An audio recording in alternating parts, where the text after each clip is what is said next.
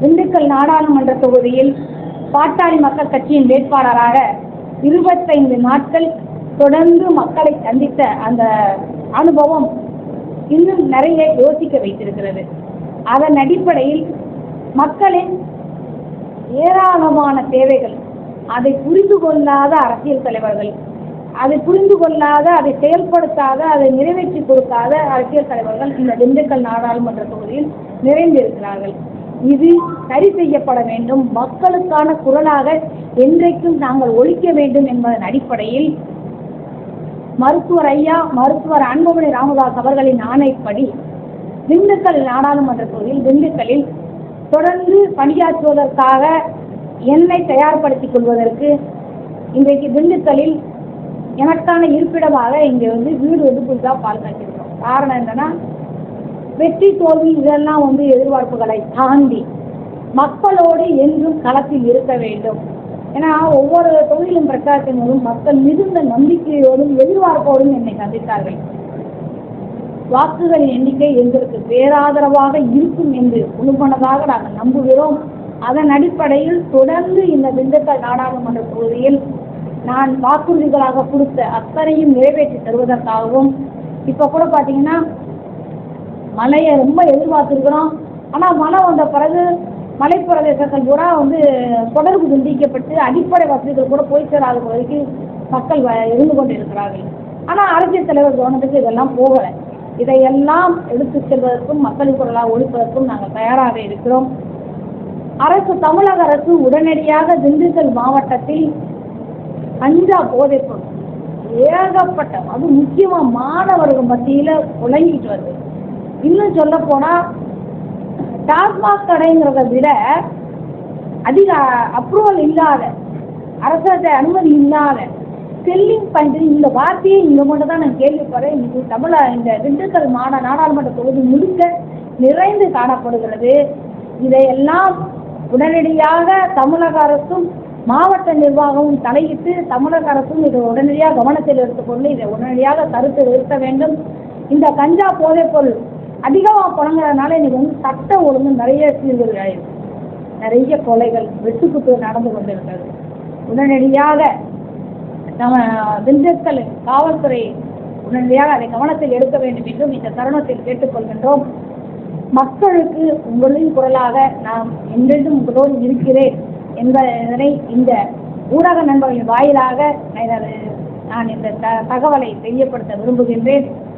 பாட்டாளி மக்கள் கட்சியின் மாவட்ட செயலாளர்கள், நிர்வாகிகள் அத்துணை பேரும் மக்களின் பிரதிநிதிகளாக இருந்து இந்த தேர்தலில் மக்கள் கேட்ட வாக்குறுதிகள் அத்தனையும், எதிர்பார்ப்புகள் அத்தனையும் நிறைவேற்றி கொடுக்க நாங்கள் அயராது உழைப்போம். நீங்கள் எப்போ வேணாலும் திண்டுக்கல்ல தான் நான் இருக்க போறேன், எப்போ வேணாலும் தொடர்பு கொள்ளலாம் என்ற இந்த தருணத்தை கேட்டுக்கொண்டு, தமிழக அரசு உடனடியாக அணைகள்னா இப்போ வெயிலில் அழகா தூர்வாரி இருந்தாங்கன்னா இப்போ பெய்கிற மழைக்கு தண்ணி நீர்பிடிப்பு ஏறி தூர்வாராமல் விட்டு வச்சிருக்கிறாங்க. அரசு நிர்வாகத்தில் கொஞ்சம் கவனத்தை எடுத்துக்கொள்ள வேண்டும். மாவட்ட நிர்வாகத்தையும் நான் இந்த தருணத்தில் அன்போடு கேட்டுக்கொள்கிறேன்.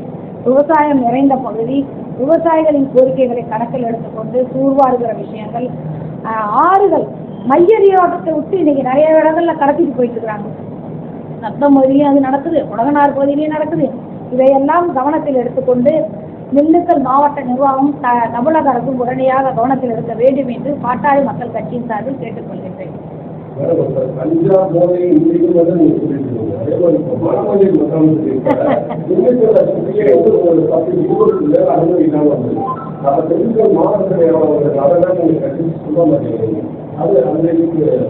இல்ல கண்டிச்சு சொல்ல மாட்டேங்கிறேன். நான் அப்படி வெறுத்து போய் உட்காந்துருக்கோம். ஏன்னா எதை கேட்டாலும் உடனே இது கவர்மெண்ட் பாலிசி, அரசின் கொள்கைகள் அப்படின்னு சொல்லி நிறுத்துறாங்க. மாவட்ட ஆட்சியத்தை போய் பேசுனாலே அந்த வார்த்தையில தான் வருது. இப்ப மக்கள் தரப்புல இருந்தா இதுக்கு பெரிய எழும்ப வேண்டிய சூழல் இருக்கு. தேர்தல் நடைமுறையை கணக்கில் வச்சுக்கொண்டு கொஞ்சம் அமைதியா இருந்துட்டு இருக்கிறோம். அது கூட இப்போ தேர்தல் நேரத்தில் பிடிச்ச அந்த கடையெல்லாம் வழக்கு கொடுக்க ஏற்பாடு பண்ணியிருக்கிறேன். தொடர்ச்சியாக சட்ட போராட்டமும் மக்கள் போராட்டத்தையும் கையில் எடுத்து இந்த ஜூன் 4க்கு பிறகு முழுமையாக களத்தில் மக்களோடு நிற்போம். மக்களின் பண்பாடு, விழுமியம், விவசாயம், வாழ்வியல் இதை பாதுகாப்பதற்கு பாட்டாளி மக்கள் கட்சி என்றென்றும் களத்தில் நிற்கும். நான் இந்த திண்டுக்கலுக்கு முழுமையாக இருப்பேன் என்பதை இந்த தருணத்தில் கண்டிப்பாங்க. கண்டிப்பா நீங்க இன்னைக்கு தான் கேட்குறீங்க. நான் தேர்தல் போதே சொல்லிட்டு இருக்கிறேன். ஒட்டுமொத்தமாக இந்த அரசு சாமானியன்னு இந்த கல்வா வேணாம்னு சொல்ற இடத்துக்கு வந்துட்டாங்க. மக்களோட கொள்கையை கேள்வி தான் நீங்க அரசு கொள்கையா வச்சிருக்கணும். அரசு நான் சம்பாதிக்கிறக்கா ஒரு கொள்கையை எப்படி வச்சுக்கிட முடியும்? அதனால கண்டிப்பான முறையில் தேர்தல் இந்த நடைமுறையெல்லாம் முடிஞ்ச பிறகு, இல்லைன்னா எப்போ வேணாலும் நம்ம போராட்டத்தை ரயில் எடுக்க தயாராக இருக்கணும். கொஞ்சம் அரசோட தேர்தல் விதிமுறைகள் கட்டுப்பட்டு இருக்கிறதுனால இது தேர்தல் 4ஆம் தேதிக்கு பிறகு பாட்டாளி மக்கள் கட்சி திண்டுக்கல் மாவட்டத்தில் இந்த போதைப் பொருள் கஞ்சாவுக்கு எதிராக முழுமையாக களத்தில் நிற்கும். கனிம வளங்கள் தானே எல்லா ஊர்லயும் திருடி மொத்தமா சாட்சி வாங்கணும்.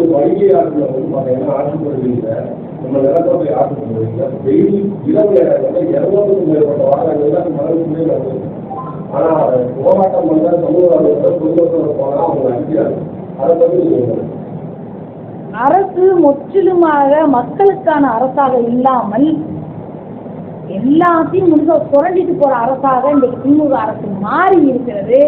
மக்கள் அதை புரிந்துதான் இந்த தேர்தலில் முழுமையாக வெறுப்பை காண்பிக்க 19ஆம் தேதி வெறுப்பை காண்பித்திருக்கிறார்கள். 4ஆம் தேதி உங்களுக்கு தெரிய வந்துடும். மணல் கனிம வளங்கள் கொள்ளைக்கு எதிராகவும் அரசு இந்த மண்ணையும் மக்களையும் பாதுகாப்பதற்கு உடனடியாக திட்டங்களை செயல்படுத்தாவிட்டால் எல்லா களத்திலும் நாங்கள் நிற்போம். நீங்க தொடர்ந்து அதை பார்க்க போறீங்க. நீங்க கேள்வி கேட்டீங்கன்னா நான் 10க்கும் 10 தரமா பதில் சொல்லிட்டே இருக்க வேண்டியது. ஆனா 10 இல்ல 100 பிரச்சனைகள் இருக்கு. அத்தனைக்கும் நாங்க இங்கேயே இருந்து களத்தில் இறங்குறதுக்கு தயாரா இருக்கோம். ஏற்கனவே மலையூர் பகுதி தேர்தலின் போது சொன்னாங்க எங்களுக்கு மருத்துவ வசதியே கிடைக்கலன்னு. தேர்தல் முடிஞ்ச அடுத்த கொஞ்ச நாள்லயே நான் 15 நாளைக்கு முன்னாடியே மலையூர் பகுதியில ஒரு மெடிக்கல் மருத்துவ முகாம் போட்டு அந்த மக்களுக்கான சேவைகளை தொடங்கினோம்.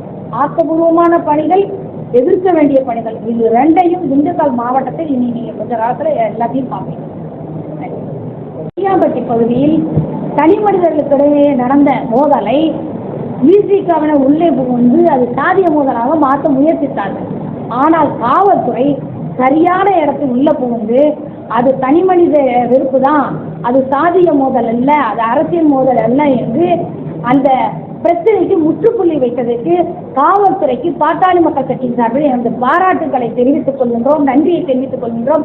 தனி மனித மோதல்களை சாதிய மோதலாக உருவாக்குவதற்கு சிலர் துடித்துக் கொண்டிருக்கிறார்கள். அதை விட்டு அரசியல் கண்டு துடித்துக் கொண்டிருக்கிறார்கள். நாங்கள் உள்ளே இருந்து எல்லாத்தையும் அப்படியே அமைத்து மக்களிடையே நல்லுணர்வு சகோதரத்துவத்தை பெறுவதுதான் முக்கியம்னு நம்புகிறோம். அதை ஊக்குவித்த காவல்துறைக்கு இந்த தருணத்தில் நான் நன்றியை தெரிவித்துக் கொள்கிறேன்.